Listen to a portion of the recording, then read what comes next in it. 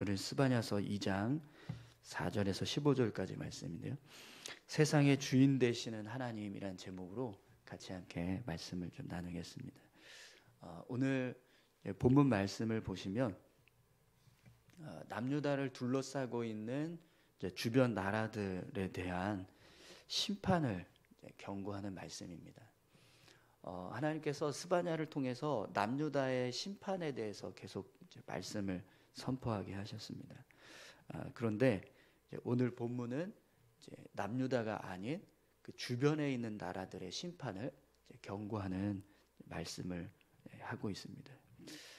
그런데 이 말씀이 누구에게 선포되고 있냐면 남유다 백성들에게 선포되고 있습니다. 남유다 주변에 있는 나라들을 심판하시겠다라고 하는 말씀인데, 그 말씀을 듣고 있는 사람들은 남유다 백성들이 되는 거죠. 그러면 왜 하나님께서 주변 남유다 주변에 있는 나라들을 심판하시겠다라고 말씀을 하실 때 이 말씀을 그 나라 백성들에게 말씀하시는 것이 아니라 남유다 백성들을 향해서 말씀을 하고 계실까요? 우리가 그 이유를 같이 말씀을 통해서 좀 살펴보기 원합니다. 오늘 본문을 보시면 이 남유다 주변에 있는 나라들이 하나님께 심판을 받게 되는 이유는 다 이스라엘 백성들과 관련이 있습니다. 하나님께서 이들을 심판하시겠다라고 하실 때 그 심판의 이유가 이스라엘 백성들, 특별히 이제 남유다 백성들과 연관지어서 그들 때문에 이 나라들을 심판하시겠다라고 말씀하시는 것을 보게 돼요. 오늘 본문을 보면 크게 세 부분으로 나눠서 우리가 보게 되는데, 첫 번째 나라는 블레셋에 관한 심판입니다. 4절에서 7절까지의 말씀인데요. 함께 보겠습니다. 가사는 버림을 당하며 아스글론은 폐허가 되며 아스돗은 대낮에 쫓겨나며 에그론은 뽑히리라. 해변 주민 그레 족속에게 화 있을진저 블레셋 사람의 땅 가나안아 여호와의 말씀이 너희를 친하니 내가 너를 멸하여 주민이 없게 하리라. 해변은 풀밭이 되어 목자의 움막과 양떼의 우리가 거기에 있을 것이며 그 지경은 유다 족속의 남은 자에게로 돌아갈지라. 그들이 거기에서 양떼를 먹이고 저녁에는 아스글론 집들에 누우리니 이는 그들의 하나님 여호와가 그들을 보살피사 그들이 사로잡힘을 돌이킬 것임이라. 아멘. 4절에 보시면 나오는 여러 지명들이 있죠. 이 지명들은 다 블레셋의 주요 도시들을 말합니다. 가사, 아스글론, 아스돗, 에그론, 이렇게 5개, 4개의 도시들을 말씀하고 있는데요. 이 도시들은 다 블레셋 땅에 속한 도시들입니다. 그런데 하나님께서 이 블레셋을 심판하실 때 그 심판의 이유를 5절에 보시면 이렇게 설명하고 있습니다. 해변 주민 그렛 족속에게 화 있을진저 블레셋 사람의 땅 가나안아 여호와의 말씀이 너희를 친하니 내가 너희를 멸하여 주민이 없게 하리라. 이렇게 말씀하고 있는데요. 여러분 본문을 보시면 블레셋 사람들을 향해서 하나님이 가나안아 이런 말씀을 하십니다. 가나안아. 이 가나안아라는 이 표현은 지금 이 블레셋 사람들에게 너희가 가나안 민족이라는 거예요. 가나안 민족이라고 이렇게 부르는 거거든요. 그런데 원래 블레셋 사람들은 가나안 7족속에 속하지 않는 민족입니다. 가나안 7족속 안에 블레셋이 속하지 않는데도 불구하고 지금 성경에서는 블레셋을 향해서 가나안아 이렇게 표현을 하는 거죠. 그래서 하나님이 왜 블레셋을 심판하시는가, 그 내용을 이 표현을 통해서 알게 됩니다. 그럼 왜 하나님의 블레셋이 가나안 민족에 속하지 않는데도 불구하고 그들을 향해서 가나안아 이렇게 말씀을 하실까요? 2가지 이유가 있을 수 있겠죠. 하나는 블레셋 땅 안에 가나안 민족들이 함께 살고 있었기 때문에, 그래서 그냥 다 통합해서 블레셋 민족조차도 가나안이라고 포함해서 가나안아 이렇게 부르게 되는 거죠. 또 하나는 블레셋 사람들이 가나안 민족들과 살고 있는 그 모습과 똑같은 모습으로 삶을 살아가는 겁니다. 그 땅에 살고 있는 사람들의 삶의 모습, 뭐 문화나 어떤 종교나 생활 방식이 가나안 민족들과 똑같은 모습의 문화와 종교와 생활 방식을 따라서 삶을 살아가게 되는 거죠. 그래서 하나님께서 블레셋 사람들을 가나안아 이렇게 말씀하실 수 있는 거죠. 그런데 여러분 두 가지 다 뭐 가나안 사람들이 블레셋 사람들과 함께 어우러져서 살고 있었기 때문에 그래서 하나님이 블레셋 사람들을 향해서 가나안이라고 부르시든 아니면 블레셋 사람들이 가나안의 문화와 종교와 생활 방식을 똑같이 따라서 삶을 살아가고 있기 때문에 그들을 가나안이라고 부르시든지 둘 중에 어떤 모습으로 하나님이 이 블레셋을 향해서 가나안이라고 부르셨든지 중요한 것은 이들이 가나안이라고 불려진 것 자체가 하나님 앞에서는 충분히 심판을 받으실 만한 이유가 됩니다. 왜냐하면 하나님께서 이스라엘 백성들에게 가나안 땅에 들어갈 때 그 가나안 민족들을 어떻게 하라고 하시죠? 진멸하라고 하셨어요. 그죠? 진멸하라고 하셨는데 그 이유가 뭐냐면 그들의 문화, 종교, 생활 방식 그런 모습들이 다 하나님 보시기에 가증하게 여겨지는 것들이었습니다. 그런데 그걸 이 블레셋 사람들이 그냥 다 같이 수용을 하고 같이 모방해서 그렇게 살았든 아니면 그런 민족들과 같이 어우러져서 함께 살았든 그 모습은 심판받을 수밖에 없는 그런 모습이 되는 거죠. 그래서 오늘 본문을 보시면 이 블레셋 땅을 하나님께서 그 지경은 유다 족속의 남은 자에게로 돌아갈지라 이런 말씀을 주십니다. 이스라엘 백성들이 가나안 땅에 들어갈 때 하나님께서 그 땅을 차지하라고 하셨잖아요. 그때 그 땅에 있는 가나안 민족들을 다 몰아내거나 아니면 진멸시키고 그리고 그 땅을 차지하게 하라고 말씀하셨었는데 근데 지금 오늘 말씀을 보면 하나님이 어떻게 하신다고 말씀하세요? 그 땅을 유다 족속의 남은 자에게로 돌아가게 할지라 이렇게 말씀하십니다. 그러니까 하나님께서 가나안 땅 그 이스라엘 백성들이 차지하지 못하고 있던 그 땅을 결국에는 차지하게 하시는 일을 하나님이 하신다는 거예요. 하나님의 심판을 통해서 그 땅을 차지하게 하시는 일을 하게 하신다는 거죠. 또 그들이 거기에서 양떼를 먹이고 저녁에는 에스굴론 집들에 누우리니 이는 그들의 하나님 여호와가 그들을 보살피사 그들이 사로잡힘을 돌이킬 것임이라 이런 말씀이 있습니다.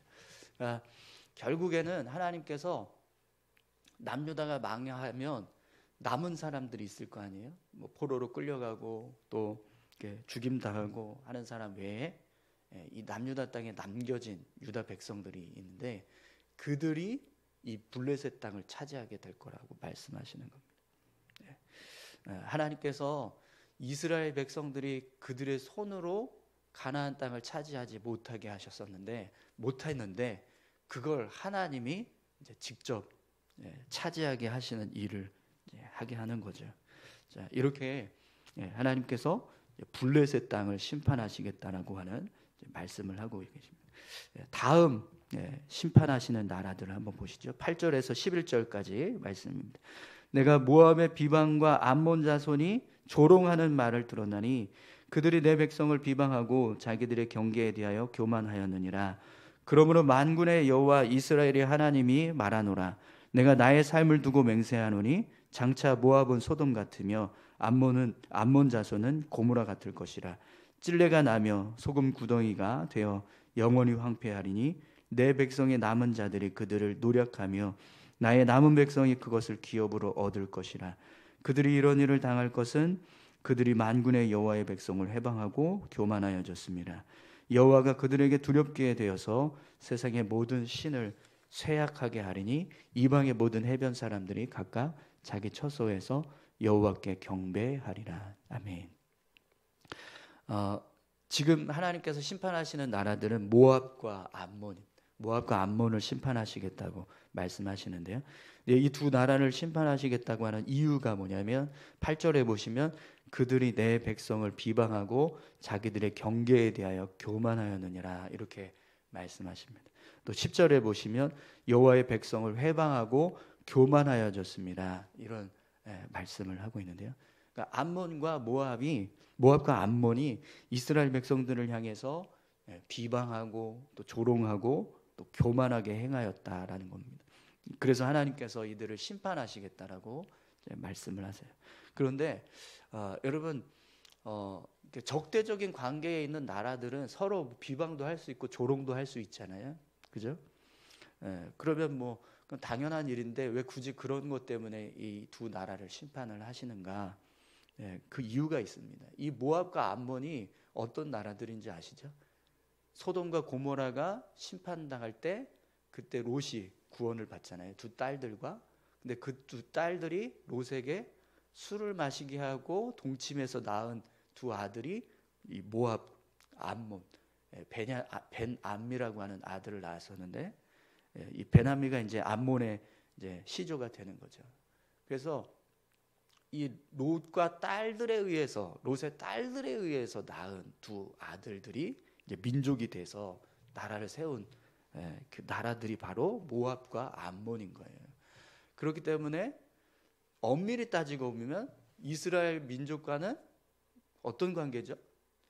좀 이렇게 애매하긴 하지만 그래도 먼 친척인 거예요, 그죠? 아브라함의 조카였던 롯의 후손들이니까 따지고 보면 이스라엘 안에 뿌리에서 나온 그런 민족들이라는 걸 알 수 있습니다. 그런데 이 민족들이 이 이스라엘 백성들을 향해서 어떻게 했다는 거예요? 비방하고 조롱하고 또 교만하게 행동을 했다라는 거죠. 그래서 하나님이 이들을 심판하신다라고 말씀을 하십니다. 근데 오늘 본문을 보시면 이들을 심판하시겠다라고 할 때 하나님이 두 나라를 언급을 하세요. 어떤 나라를 언급하시죠? 소돔과 고모라. 9절에 보시면 모압은 소돔 같으며 암몬 자손은 고모라 같을 것이라 이렇게 말씀을 하세요. 그러니까 소돔과 고모라가 멸망당하면서 이런 불법적인 어떤 가증한 방법을 통해서 태어나게 된 두 나라가 결국에는 소돔과 고모라처럼 그렇게 하나님 앞에 심판을 받게 될 거라 이렇게 말씀을 하는 거죠. 그리고 오늘 본문을 보시면 이들의 멸망이 결국에는 남유다 백성들에게 유익이 되게 하시는 모습을 보게 됩니다. 9절에 보시면 내 백성의 남은 자들이 그들을 노략하며 나의 남은 백성이 그것을 기업으로 얻을 것이라 이렇게 말씀을 하십니다. 그러니까 결국에는 이 모압과 암몬 땅도 남유다 백성들의 남은 자들이 차지하는 일이 일어나게 된다는 거예요. 마지막으로 여러분 12절에서 15절까지 말씀을 한번 보겠습니다. 구스 사람아 너희도 내 칼에 죽임을 당하리라. 여호와가 북쪽을 향하여 손을 펴서 아수르를 멸하며 니누에를 황폐하게 하여 사막같이 메마르게 하리니 각종 짐승이 그 가운데 때로 누울 것이며 당아와 고슴도치가 그 기둥 꼭대기에 깃들이고 그것들이 창에서 울 것이며 문턱이 적막하리니 백향목으로 지은 것이 벗겨졌습니다. 이는 기쁜 성이라 염려 없이 거주하며 마음속에 이르기를 오직 나만 있고 나 외에는 다른 이가 없다 하더니 어찌 이와 같이 황폐하여 들짐승이 엎드릴 곳이 되었는고 지나가는 자마다 비웃으며 손을 흔들리로다. 아멘. 두 나라에 대한 심판인데요. 하나는 구스입니다. 12절에 보면 구스에 대한 심판에 대해서 말씀을 하시는데 이 구스는 이 아프리카 대륙에 있는 땅이에요. 그러니까 애굽 바로 옆에 바로 밑에 있는 땅입니다. 지금으로 따지면 수단에 속하는 그런 땅인데 이 아프리카 이스라엘을 중심으로 두면 남쪽에 있는 나라인 거예요. 근데 또 13절에 보면 어디를 향해서 하나님 심판하신다고 하시죠? 북쪽에 있는 아수르, 니누에를 하나님 심판하시겠다라고 말씀하시죠. 근데 이 아수르가 어디에 있냐면 이스라엘의 북쪽에 있습니다. 지금 여러분 하나님께서 심판하시는 그 나라들을 보면 이스라엘을 중심으로 두고 동쪽에 있는 블레셋 그리고 서쪽에 있는 모압과 암몬 그리고 남쪽과 북쪽에 있는 두 나라를 심판하시겠다고 말씀하시는 것을 보게 됩니다. 그러니까 그러니까 이스라엘 가운데에서 주변에 있는 둘러싸고 있는 동서남북에 있는 나라들을 다 하나님께서 심판하신다고 말씀하시는데요. 구스와 이 아수르를 심판하시겠다고 말씀하시는 이유는 오늘 본문의 내용에서 보면 남유다와 이렇게 뭐 특별하게 관련이 없는 것처럼 보여요. 뭐 이렇게 언급되는 게 없습니다. 그런데 이 두 나라를 심판하시겠다고 하시는 이유를 뭐라고 말씀하시냐면 15절에 보시면 이는 기쁜 성이라 염려 없이 거주하며 마음속에 이르기를 오직 나만 있고 나 외에는 다른 이가 없다 하더니 이렇게 말씀하고 있습니다. 이 구스 사람들도 그렇고 또 아수르도 그렇고 그들이 어떤 생각을 가지고 삶을 살았다는 거예요? 나만 있다, 나만. 나 외에 다른 사람들은 없다 이러면서 살았다는 겁니다. 이게 무슨 뜻이냐면 내가 세상의 중심이다, 내가 세상의 주인이다 이렇게 생각하면서 삶을 살았다라는 거예요. 그런데 여러분 세상의 중심은 누구시죠? 하나님이십니다. 하나님인데 그걸 모르고 자기들이 세상의 중심이라고 자기들이 세상의 주인이라고 생각하면서 살았다라는 거죠. 그래서 하나님이 두 나라를 심판하신다는 거예요. 근데 이제 오늘 이제 본문에는 언급되고 있지 않지만 구스는 이 애굽과 결탁을 해서 늘 이스라엘 백성들을 괴롭히던 그런 나라예요. 또 아수르는 뭐 우리가 너무나 잘 알죠. 북이스라엘을 멸망시켰던 나라가 아수르입니다. 남유다도 바벨론에게 멸망을 당하기 직전까지도 아수르가 계속해서 침략하면서 남유다를 멸망시키려고 했던 나라였죠. 그런 역사적인 그런 배경들을 가지고 있기 때문에 그런 모습들로 인해서도 하나님께서 이 구스와 아수르를 심판하시는 것이 이제 맞습니다. 그런데 그들이 삶을 살아가는 태도 자체가 이미 하나님 앞에서 심판받을 수밖에 없는 그런 모습이었다는 거예요. 내가 세상의 중심이다, 내가 세상의 주인이다 이러면서 삶을 따라 살았다는 거죠. 그러면 여러분 이 모습을 남유다 백성들이 볼 때는 어떤 마음이 들까요? 세상의 중심이 하나님이라고 생각하면서 살아가는 사람들이 남유다 백성들인 거예요. 그죠? 하나님이 중심이다라고 생각하고 하나님이 주인이라고 생각하면서 살아가는 사람들에게 내가 주인이다라고 생각하면서 삶을 살아가는 사람들을 하나님이 심판하시는 모습을 보여주시겠다라고 말씀하시는 거예요. 그럼 그 모습을 통해서 남유다 백성들은 뭘 깨달을 수 있을까요? 아, 역시 세상의 주인은 하나님이시구나. 이걸 이제 깨닫게 되는 겁니다. 그러면 여러분 왜 이 주변에 있는 나라들을 향한 심판에 대해서 하나님이 남유다 백성들에게 말씀을 주실까요? 사실 심판을 경고하는 내용은 그 나라 백성들에게 선포되는 게 맞잖아요. 그죠?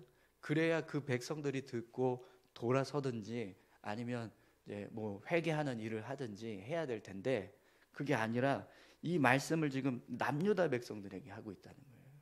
그럼 이 말씀을 듣는 남유다 백성들은 어떤 생각을 하게 될까요?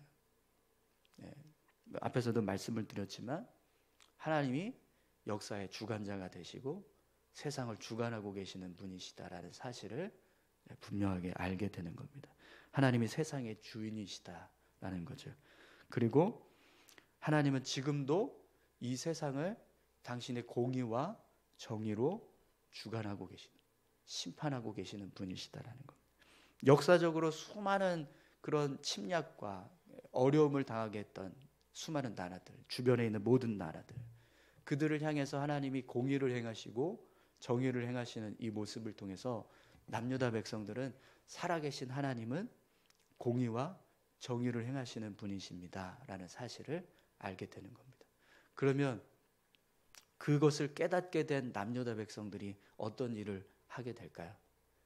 지금 남유다 백성들, 스바냐의 말씀이 선포되고 있는 남유다 백성들은 그들조차도 죄악 가운데 빠져 있는 거예요. 그죠? 그렇기 때문에 이 말씀을 통해서 이 주변에 있는 나라들이 심판당하는 모습을 보면 결국에는 남유다 백성들도 하나님 앞에 우리가 바로 서지 않으면 그렇게 공의하여 하나님이 우리를 향해서도 얼마든지 심판하실 수 있다라는 사실을 이제 깨닫게 되는 거죠. 여러분, 오늘 이 말씀을 통해서 우리도 똑같은 깨달음을 얻기를 원합니다. 하나님은 세상의 주인이십니다. 지금도 하나님은 세상의 주인 되셔서 공의와 정의를 행하고 계세요. 우리가 그걸 직접 피부로 막 와닿지 못하고 깨닫지 못하니까 그렇게 보이지 않을 뿐이지, 하나님은 지금도 이 지구상에 있는 모든 나라들을 다 당신의 뜻 가운데서 주관하고 계시다는 거예요. 그 섭리들을 우리가 깨닫고 그 하나님 앞에서 우리의 삶을 온전하게 맡겨드리고 그 하나님을 의지하면서 삶을 살아갈 수 있는 저와 여러분들이 다 되시기를 소망합니다. 우리 같이 함께 기도하실까요?